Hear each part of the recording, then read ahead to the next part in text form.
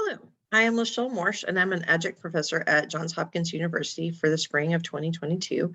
And I'm creating these videos to support the Learning in the Content Area course, part 2. You may be watching it for that purpose, or you may be one of my coachees and I sent you this as a resource, or you could have, maybe someone else sent you this as a resource. No matter why you're here, welcome. I am creating these strategy type presentations to try to support learning in a asynchronous type way. And it is my goal to make it through these presentations with one take. And so that people can see you can make mistakes and you can correct yourself, and it's just like being in the classroom in that way. And you can make these resources for your students that would be available for a longer term. However, I am already on my second version of this video because my kitchen timer went off and it was very distracting and I had to go stop that. So I've already broken my own first rule. But we are going to talk about word clouds today, why you use them, what they are, and how to create them. So let's talk about that. I created a Google slideshow to support this these concepts. Hopefully that will help it be a little more clear and a little more visual. Also, I just really like all the colors, and I think that's very helpful as well. So I think that that's how we're going to do that. Once I finish this video, it will go here so that it will become the video tour of this Google slideshow and be available that way. What is a word or tag cloud? Well, I learned the concept of word cloud, but Wikipedia discusses it as tag cloud. I am going to use word cloud for this presentation, but know that for my particular point of view right now, word cloud and tag cloud are synonymous. They're the same. A tag cloud is also known as a word cloud, is a weighted list in visual design and is a visual representation of text data. It's often used to depict keyword metadata on websites. Notice that if you look at the word cloud to the left here, this was created from the Wikipedia article. So I copied and pasted the whole Wikipedia article into the word cloud creator and then took the top 50 words. Notice that clouds and cloud are both on this and they are both large. So if you were preparing students, you would have to make it clear to them that they are the same in this use, but one is plural and one is singular.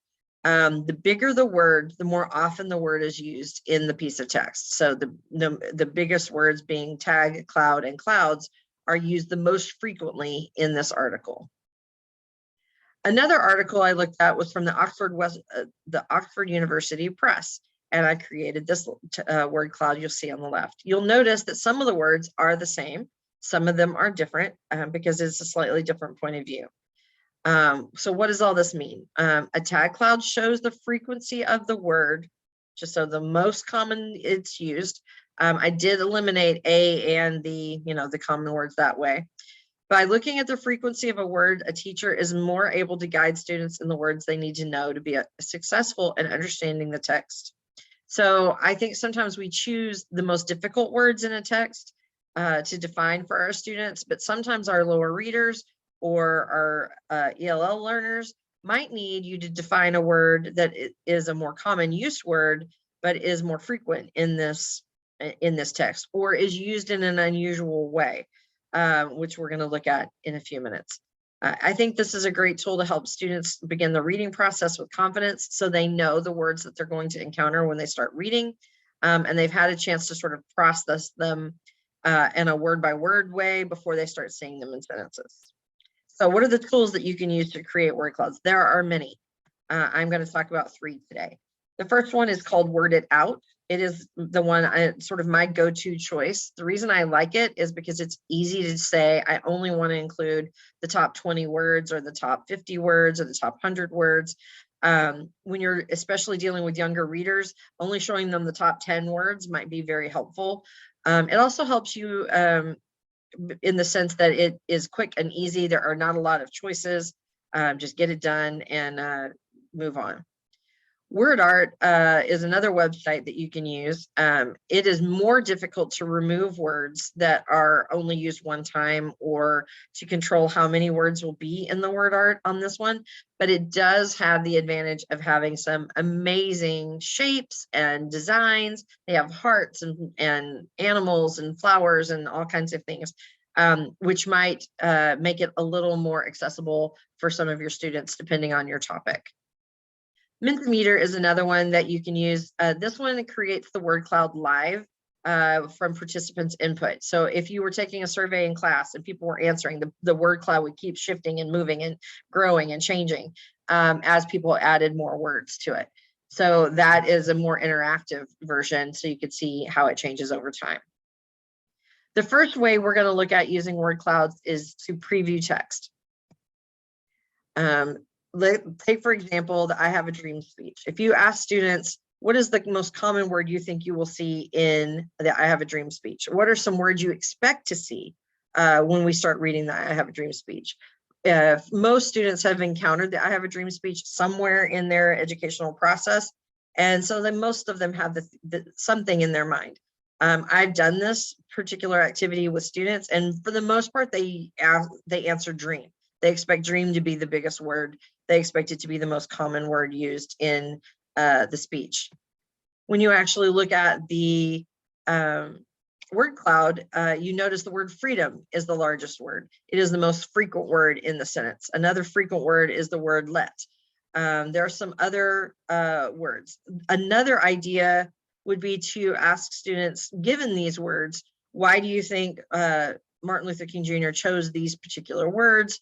What are some of the words that you don't know or don't recognize, or what are the words you do recognize? Circle those, check those. That's a good way to look at it.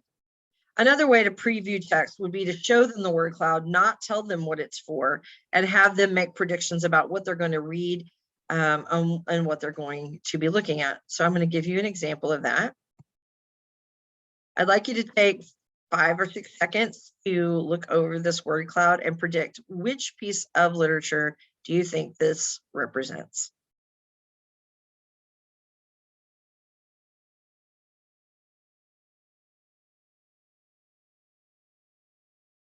Okay, so you'll notice the word lady is very large in the middle. It also has the words thee and thou on it, which is going to maybe lead you to something older and that concept. My prediction is that some people will have chosen just something from Shakespeare. Some people will have chosen maybe Romeo and Juliet. This is actually from Macbeth. This is the whole play of Macbeth turned into a word cloud. I did take out all the proper names. So when I did it the first time, Macbeth was the largest and in the center. I didn't want that to be given away immediately, because I did want them to interact with this without knowing what we were going to be talking about. I'm also really curious, if you give this to a classroom, if the word murderer is the one that they sort of tune into and pay attention to. I didn't expect it to be that large, but it is. And so I think that might be intriguing. If I was preparing students to read this piece of literature, I might need to talk about the word lady, because what's interesting about it in this context is that it is an everyday word.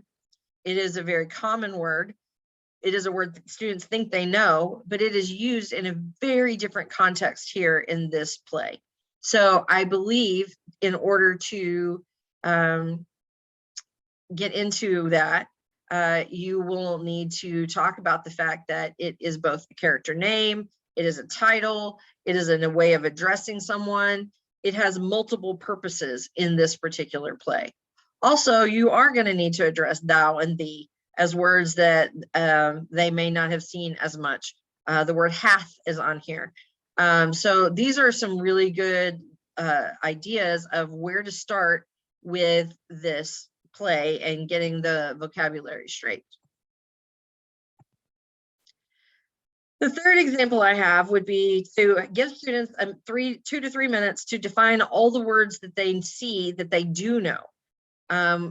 very often when I'm visiting classrooms, I hear teachers say, I need you to write down or circle the words you don't know. Well, if I'm a student who's feeling very insecure about my reading and I look down and I see 30 words I don't know, that is a very serious distraction for me. It's coming from a deficit point of view. What do you not know? Well, I don't know a lot of things. I'm a child.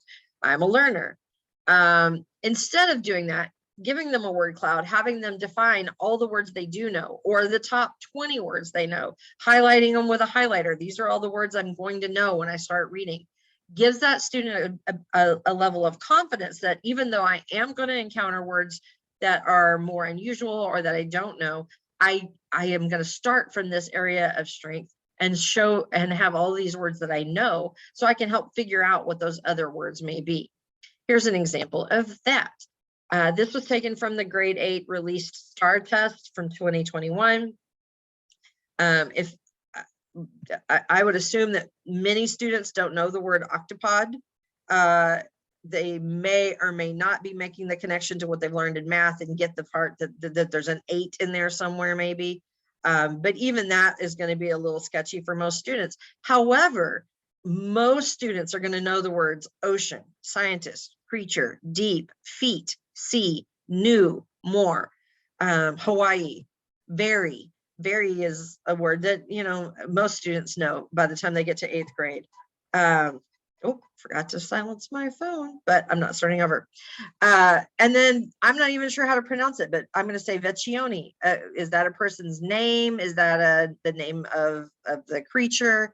What is that? So having students sit and take 2 to 3 minutes to say, these are all the words I do know before I even start reading, gives them the sense of confidence to begin from a asset-based point of view instead of a deficit point of view. A second way we're going to look at using word clouds is to compare 2 similar texts. So for example, in this one, I used word art to create these so that they would be in the cute little speech bubbles. This is a comparison of Trump's inaugural speech versus Biden's inaugural speech. So I think using word clouds to compare similar texts is a great way to look at text. You could even do it where you're doing one chapter of a book against another chapter of a book. You could create, instead of creating an exemplar that you write out for your students, you could create a word cloud, write out your exemplar and then create a word cloud to show them the words that you used in your exemplar, and then they could make their own word cloud and compare it. You could also compare some of the released examples. I've seen teachers using STAR released sample writings. So you have a 2 and a 4. Let's do a word cloud of those 2 and look at how are their word choices different. This is a great way to get into author's choice. How did the author choose these words? When you're looking at Trump and Biden's inaugural speeches, you are looking at some words that are very similar. You're looking at words that are repeated on both sides, but you're also looking at words that are not repeated on both sides. You're looking at words that are different based on the person's choices there. So I think that is comparing 2 texts using word cloud is a great way to get students beyond the sentence and deeper into the word choices that an author might be using. I'm including some resources here. Hopefully this list will get a little bit longer. The first one is that article from the Oxford Press. The second one is a list of generators that you can read about and try some different ones. And then the third and fourth one are both gallery type websites where you can see some word art and word clouds that other people have created.